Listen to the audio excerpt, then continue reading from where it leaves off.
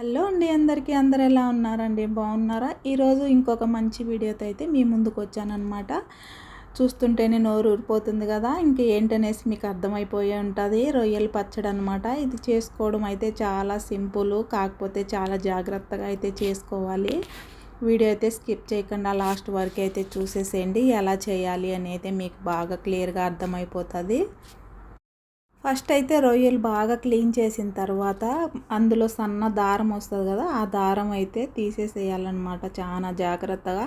అదే మాత్రం కొంచెం ఉన్నా కూడా అందులో ఇసుక ఉంటుంది కాబట్టి పచ్చడి మొత్తం అయితే పాడైపోతుంది. ఇది మొత్తం బాగా క్లీన్ చేసేసిన తర్వాత ఉప్పు, పసుపు, నిమ్మరసం ఈ 3 వేసి బాగా కడిగేసేయాలన్నమాట. ఆ నీసు వాసన పోయేంత వరకు అయితే ఒక 3-4 టైమ్స్ అయితే క్లీన్ చేసేసేయాల. ఆ తర్వాత వాటర్ ఏమీ లేకుండా ఇంకా ఒక బౌల్ పెట్టి అందులో అయితే వేసి ఇంకా వాటర్ అందులోనే వచ్చేస్తుంది అన్నమాట. రొయ్యల్లోనే వాటర్ అనేది వచ్చేస్తుంది. ఈ వాటర్ మొత్తం అయితే పోయేటట్లయితే మనం ఇంకా ఉడికించేసేయాలన్నమాట. ఇంకా ఫుల్గా అయితే వాటర్ మనం వేయకుండానే అయితే చూడండి ఎంత వాటర్ అయితే వచ్చిందో.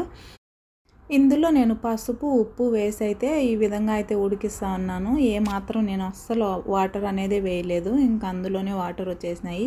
ఇవి మొత్తం ఇంకా డ్రై అయిపోయేంత వరకు అయితే మనం ఈ విధంగా అయితే ఉడికించేసేయాలా. ఇంకా ఈ లోపు అయితే మనకు దీనికి కావాల్సిన మసాలా అయితే ప్రిపేర్ చేసేసుకుందాము. ఇంకా ఇప్పుడైతే మసాలా పౌడర్ చేసుకోవడానికైతే ఈ విధంగా మొత్తం అయితే ఫ్రై చేసుకోవాలన్నమాట. ఫస్ట్ మనము చికెన్ పచ్చడికి ఏ మసాలా అయితే వేస్తామో సేమ్ ఈ రొయ్యల పచ్చడి కూడా అదే విధంగా అయితే మనం మసాలా అయితే ప్రిపేర్ చేసుకోవాలి. ధనియాలు, ఇంకా బిర్యానీ ఆకు, చెక్క, లవంగాలు, యాలకులు ఇవైతే వేసి బాగా ఫ్రై చేసుకోవాలన్నమాట. ఇలా ఫ్రై అయినవి ఇంకా చల్లారేంత వరకే పక్కన పెట్టేసుకొని ఇంకా తర్వాత మిక్సీ పట్టేసుకోవాలి పౌడర్ లాగా. ఇంకా ఈ విధంగా అయితే ఫ్రై చేయాలి.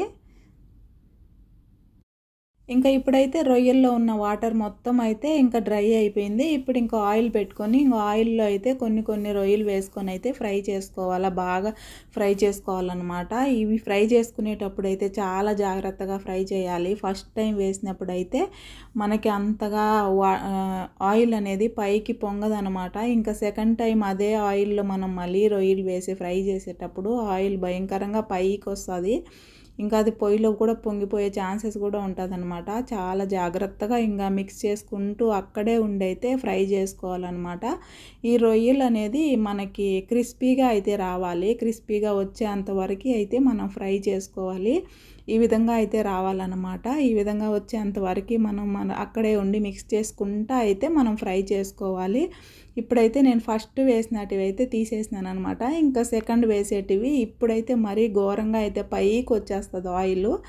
ఇంకా నాకు ఇందులో అయితే నేను ఫ్రై చేయలేక ఇంకా వేరే బౌల్లోకి అయితే మార్చేసుకున్నాను అనమాట. అంటే మనం మిక్స్ చేసే కొద్దీ ఆయిల్ అనేది పైకి పొంగిపోతుంది అనమాట. చాలా అంటే చాలా జాగ్రత్తగా చేసుకోవాలి. ఇక్కడ వరకే చూడండి ఎంతగా పైకి వచ్చేస్తుందో ఆయిల్. మనం అక్కడే ఉండి మిక్స్ చేసే కొద్దీ ఇదే విధంగా పైకి వచ్చేస్తుంది అనమాట ఆయిల్. ఇంకా నేను అందులో అయితే చేయలేక ఇంకా వేరే బౌల్ పెట్టి అయితే అందులోకి మార్చేసినాను. ఇంకా సెకండ్ టైం కూడా ఫ్రై అయిపోయిన తర్వాత నేను మళ్ళీ అయితే ఇంకా ఆయిల్లోనే అల్లం వెల్లుల్లి పేస్ట్ అయితే వేసి పచ్చివాసన పోయేంత వరకు అయితే బాగా ఫ్రై చేసేసినాను అనమాట. ఇది బాగా ఫ్రై అయిపోవాలి, పచ్చివాసన అనేది లేకుండా. చూడండి అల్లం వెల్లుల్లి పేస్ట్ వేసినా కూడా ఆయిల్లో ఎంత పొంగిపోతుందో పైకి. ఈ విధంగా బాగా ఫ్రై చేసేసిన తర్వాత ఇంకా ఇప్పుడైతే చూడండి రొయ్యలు ఏ విధంగా అయితే క్రిస్పీగా ఎంత బాగా వచ్చినాయో. ఇప్పుడు ఇందులో మనం ఉడికించేటప్పుడు సాల్ట్ వేసినాము. మళ్ళీ మనకి ఎంత సాల్ట్ అయితే సరిపోతుందో అంత సాల్ట్ వేసుకొని ఇంకా ఆల్రెడీ మనం ప్రిపేర్ చేసుకున్న మసాలా పౌడర్ అయితే వేసుకోవాలి. ఇంకా తర్వాత మనం ఎంత స్పైసీ తింటామో దానికి తగ్గట్టు ఇంకా స్పైసీ కారం అయితే వేసుకోవాలి. ఇవన్నీ వేసిన తర్వాత మొత్తం బాగా మిక్స్ చేయాలన్నమాట. ఇంకా ఉప్పు, కారము, ఇంకా మసాలా ఇవన్నీ బాగా ఈ ముక్కలకు పట్టే విధంగా అయితే ఈ విధంగా మిక్స్ చేసుకోవాలా. ఇప్పుడు మనం ఆల్రెడీ ప్రిపేర్ చేసి పెట్టుకున్నాం కదా అల్లం వెల్లుల్లి పేస్ట్ ఆయిల్లో వేసి, ఆయిల్ కొంచెం వేడిగా ఉన్నప్పుడే వేసేసుకోవచ్చు. బాగా మిక్స్ చేసేసేయాలి. వేసిన తర్వాత ఇంక ఇది కొంచెం చల్లారిన తర్వాత అయితే లాస్ట్లో అయితే నిమ్మరసం యాడ్ చేసి అది కూడా బాగా మిక్స్ చేసేసేయాలి. అంతే అండి, సింపుల్ అండ్ టేస్టీ రొయ్యల పచ్చడి అయితే రెడీ అయిపోయింది. ఇంకా నెక్స్ట్ డేకి అయితే చాలా బాగుంటుంది అన్నమాట టేస్టీగా.